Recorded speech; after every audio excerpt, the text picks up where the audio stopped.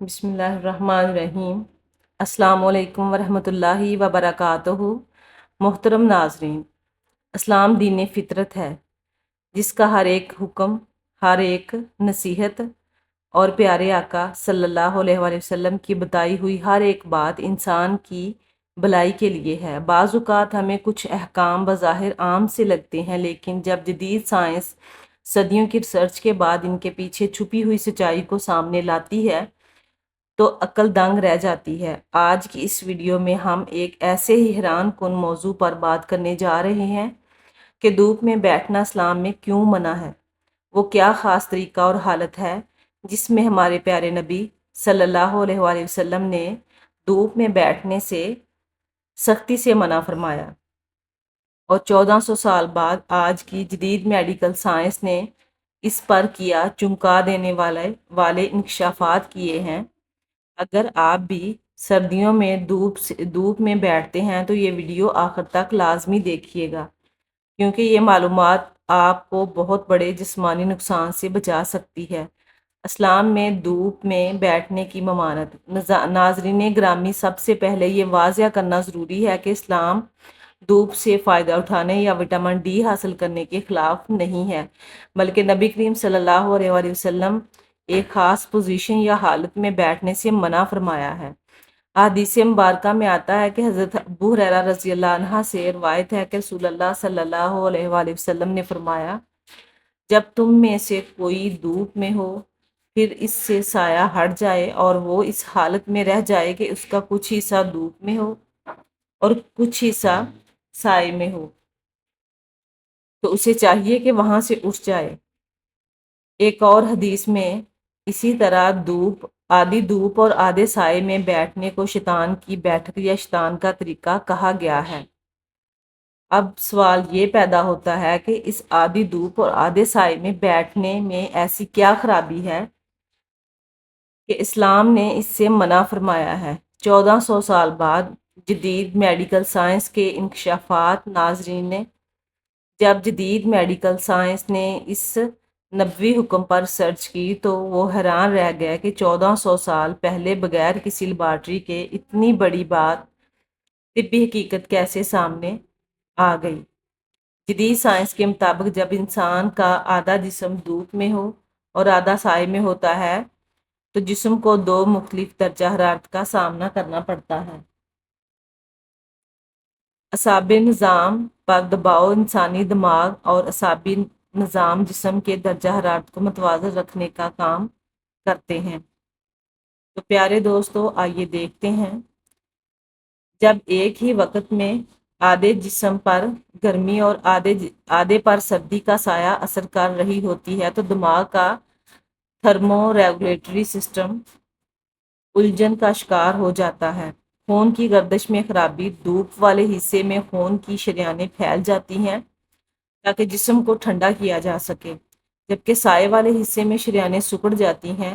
اس سے blood pressure اور خون کی گردش کا توازن بری طرح متاثر ہوتا ہے۔ مفلوج ہونے اور جوڑوں کی درد کا خطرہ۔ قدیم اتباع اور جدید ڈاکٹرز کا ماننا ہے کہ اس حالت میں مسلسل بیٹھنے سے انسان کو فالج، چہرے کا ٹیڑھا ہونا، پٹھوں کا کھچاؤ اور جوڑوں کے شدید درد کا سامنا کرنا پڑ سکتا ہے۔ سردیوں میں دھوپ سیکنے کا صحیح اور نبوی صلی اللہ علیہ وآلہ وسلم کا طریقہ۔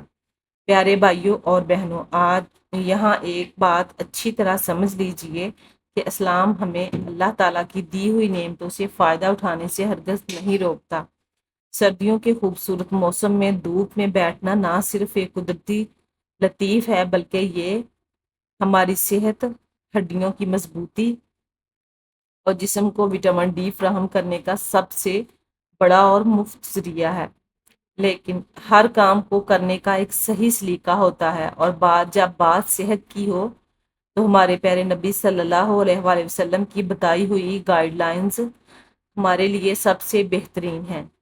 اگر آپ سردیوں میں دھوپ کے فائدے حاصل کرنا چاہتے ہیں اور بیماریوں سے بھی بچنا چاہتے ہیں تو دھوپ سیکنے کا صحیح طریقہ تفصیل سے سن لیجئے، اور ان 3 باتوں کا ہمیشہ خیال رکھیے۔ مکمل دھوپ یا مکمل سایہ۔ پہلا سنہری اصول، جب بھی آپ کا ارادہ دھوپ میں بیٹھنے کا ہو تو مصلی، کرسی یا چارپائی کو ایسی جگہ رکھیں جہاں تو مکمل طور پر دھوپ ہو، یا پھر کبھی بھی ایسی پوزیشن میں نہ رکھیں کہ آپ کا سر سائے میں ہو اور پاؤں دھوپ میں ہو، یا آدھا دھڑ دھوپ میں چمک رہا ہو اور آدھا اندھیرے میں یا سائے میں ہو۔ آدھی دھوپ اور آدھے سائے والی حالت ہی وہ نقصان دہ پوزیشن ہے جس سے پیارے آقا صلی اللہ علیہ وآلہ وسلم نے سختی سے منع فرمایا ہے، اور جسے جدید سائنس نے ہمارے اعصابی نظام کے لیے زہر قاتل قرار دے دیا ہے۔ تو پیارے دوستو، ہمیں اس پہ عمل کرنا چاہیے۔ سائے کی حرکت پر نظر رکھیں۔ دوسرا اہم ترین اصول، اکثر ایسا ہوتا ہے کہ جب ہم صبح یا دوپہر کے وقت دھوپ میں بیٹھتے ہیں تو وقت گزرنے کے ساتھ ساتھ سورج کی سمت بدلتی ہے اور دیواروں کا، درختوں کا سایہ ہماری طرف بڑھنے لگتا ہے، اور ہم سستی کی وجہ سے اسی جگہ بیٹھے رہتے ہیں اور آہستہ آہستہ آدھا جسم سائے کی لپیٹ میں آ جاتا ہے۔ یاد رکھیے، اگر بیٹھتے بیٹھتے سایہ آپ کے آدھے جسم پر آ جائے تو فوراً سستی چھوڑیں اور اپنی جگہ کو بدل لیں، یا تو پوری طرح دھوپ میں آگے ہو جائیں یا پھر اٹھ کر مکمل سائے میں چلے جائیں۔ اپنی صحت کے ساتھ ساتھ بالکل بھی سمجھوتا نہ کریں۔ دھوپ کا بہترین اور سب سے اچھا وقت اور مدت۔ تیسرا طبی اصول، میڈیکل سائنس اور اطباء کے مطابق ہر وقت کی دھوپ صحت کے لیے یکساں مفید نہیں ہوتی۔ صبح سویرے کی ہلکی گلابی اور تازہ دھوپ جسم کے لیے سب سے زیادہ بہترین اور فائدہ مند ثابت ہوتی ہے۔ اس وقت کی دھوپ میں بیٹھنے سے جسم کو بہترین وٹامن ڈی ملتا ہے اور موڈ بھی خوشگوار ہوتا ہے۔ اس کے برعکس دوپہر کی تیز اور تپتی ہوئی دھوپ میں زیادہ دیر بیٹھنے سے پرہیز کریں۔ دوپہر کی دھوپ میں الٹرا وائلٹ شعاعیں بہت تیز ہوتی ہیں جو آپ کی جلد کو جھلسا سکتی ہیں، رنگ کالا کر سکتی ہیں اور جلد کی مختلف بیماریوں کا سبب بن سکتی ہے۔ اس لیے دھوپ ہمیشہ صبح کے وقت سیکیں اور زیادہ سے زیادہ 15 سے 20 منٹ تک ہی دھوپ میں بیٹھیں۔ یہی صحت کا اصل راز ہے۔ سبحان اللہ، پیارے آقا صلی اللہ علیہ وآلہ وسلم کا ہر فرمان حکمت کا بڑا سمندر ہے۔ اللہ پاک ہمیں اپنے نبی کریم صلی اللہ علیہ وآلہ وسلم کی تمام سنتوں اور احکامات پر عمل کرنے کی توفیق عطا فرمائے، اور ہمیں ہر قسم کی بیماریوں اور نقصانات سے محفوظ رکھے، آمین۔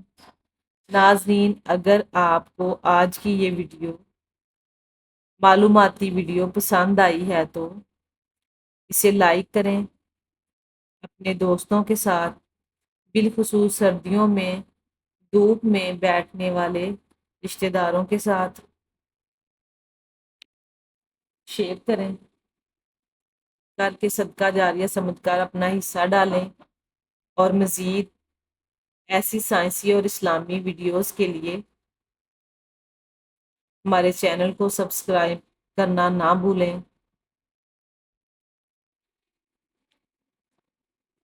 اپنا بہت سا خیال رکھیے گا۔ ملتے ہیں اگلی ویڈیو میں، تب تک کے لیے اللہ حافظ، اللہ نگہبان۔